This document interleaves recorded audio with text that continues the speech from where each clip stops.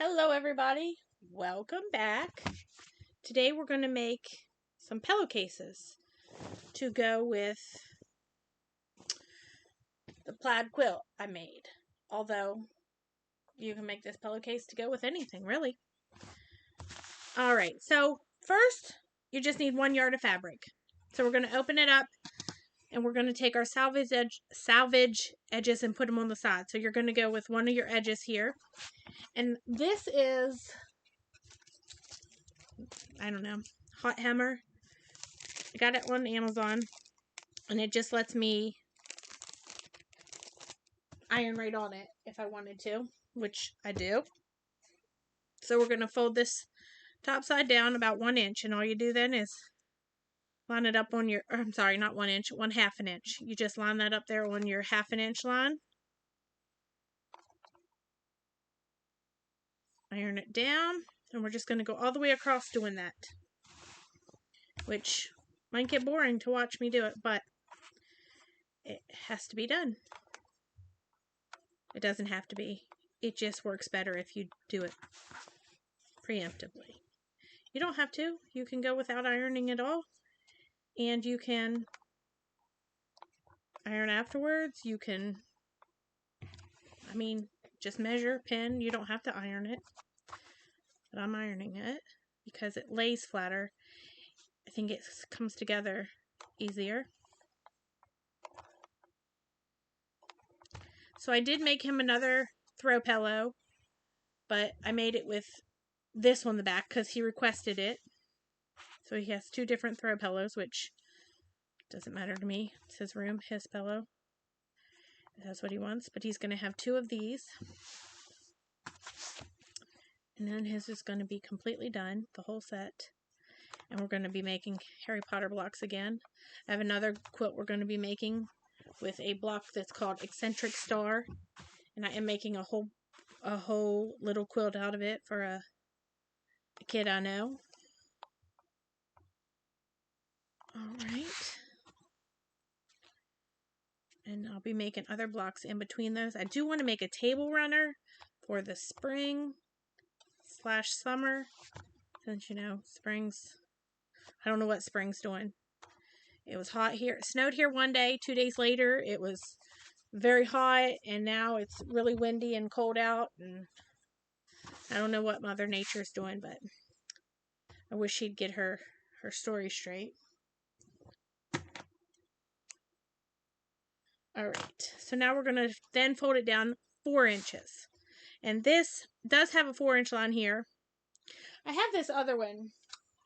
I've never used this one, but it wasn't wide enough to do my 4 inches. It's longer, which would have been great, but it wasn't wide enough. But it has more measurements on it. Well, these have it too, but it's more defined. But for this, we're using this one. I bought them both because I like this corner here and the point there, and I thought I might get use out of both of them. If I go off screen, I'm sorry, because I'm trying to do this. But I have a small space here where my camera goes. So we're going to line up the 4 and keep this lined up. We're just going to iron it. This takes a while. Not too long. I did one. But just have to keep it flat there and pulled down. Well, there we go. There we go.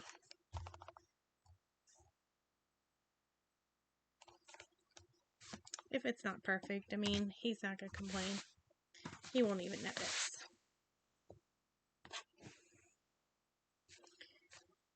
But, he's going to have a whole set, and he's so excited about that quilt.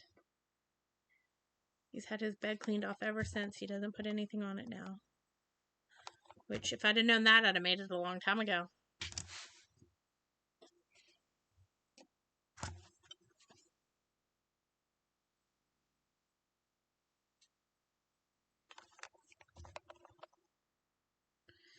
So I also have, hopefully coming up this week, I'll have, like I said, more Harry Potter blocks. But I want to do the applique on the red quilt I made. The first quilt along I did when it was brand new. My channel was brand new. That quilt I learned from, we'll say. And now some of the seams are coming out. And instead of trying to go in there with needle and thread and whatever and fix it, I am going to do some, I was going to do shapes, but I think I'm just going to do squares for the first time. I'm going to applique over them. And then I'll stitch around it, make it look pretty. I'm going to use the same fabric I had on it. So honestly, if you don't know it's there, you won't actually know. So I'm going to use these. Probably do, there's 3 spots on it. I'll probably do 3 separate fabrics. I'm going to do that this week. I'll knock that down. So that's a few things I got going on. Okay, so now what we're going to do is we're going to unfold that. Just the last one. You're going to keep the top one, the 1/2 inch folded down.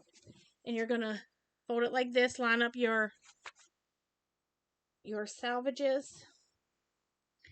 And I'm going to run it through the serger, which I actually already did the other one. So I'm going to pin this, but then I'm just going to show you the other one. And we're going to go from there.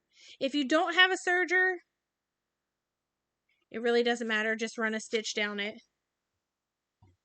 Leave the salvaged edges. It'll keep it finished off in there. It won't hurt a thing. It took me years to get a serger. I wanted one for years.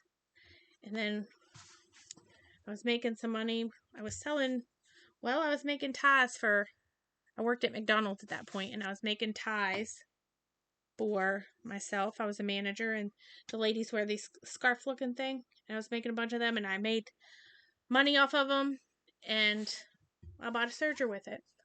Okay, so now you're just gonna all the way down to about here, and then across the bottom, and I've done that. Let me lay this one to the side. I have done that right here. Just like that. Now, I just did it all the way to the bottom, through the bottom too. I do love that serger. If you want one, I suggest you save and get one because they're amazing. So now we're just going to fold this down to where we had ironed it. It's not too pronounced, but I can do it. I have white thread on my sewing machine, and I kind of want to do black. So I might pause this and change it. But before I do that, I am going to pin this a little bit. And I'm only, oh, sorry, my hand is in the way. I'm going to do it this way. I'm going to put this in here. Just enough to separate it so I don't sew them together. I want to make sure that lines up where it is.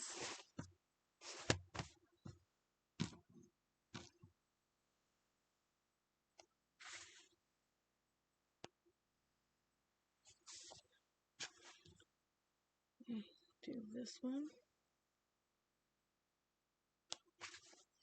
I really don't know if I should be pinning that or not, but pressing that, but it'll be alright. I'm going to throw a couple more pins in, and I'm going to change that thread, and I will be right back.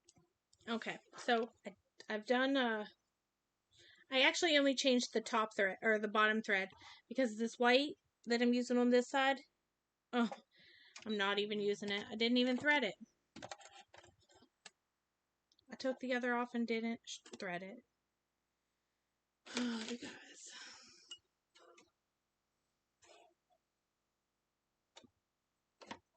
But anyways, I'm only using, I had a black bobbin, so I'm just using it.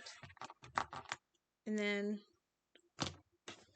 I will have black on the outside, but white on the inside. Where did that go? There we go. I'm also not changing that foot because, well, I hate that. So we're gonna just line it up there.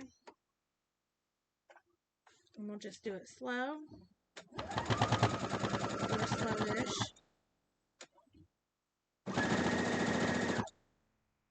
Make sure this stays folded under because I actually didn't pin it all the way. I've only put a couple pins in it.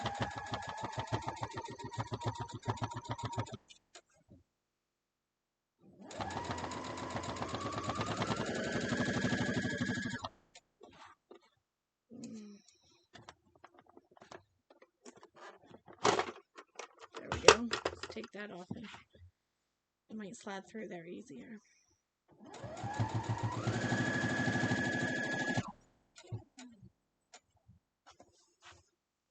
Yeah, that'll be better.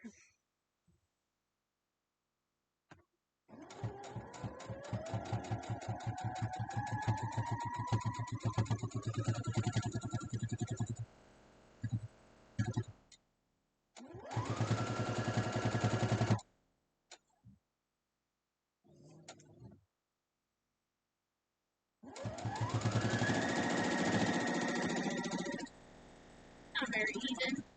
But again, if anybody inspects it, well, they can get one out of my house if they came in just to inspect my quilting.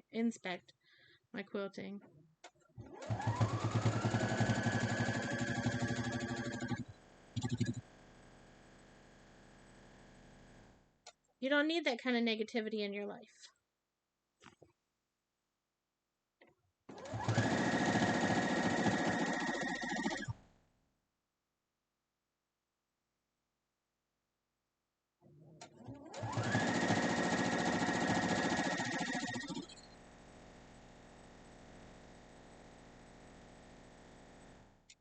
Oh, it pinched a little. We'll back stitch it there. I did stitch over the beginning stitches, so that should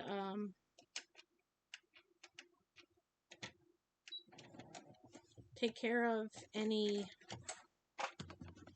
thread coming out or anything, but we'll see. All right, let's go back over here and we'll show you what it looks like. Pretty simple pillowcase. It'll match. It's going to be perfect. Oh, I didn't stitch over it. Well, whatever. Tear that off. Let's cut the back ones. You can't see it, but that's what I'm doing. And then we'll turn it right side out.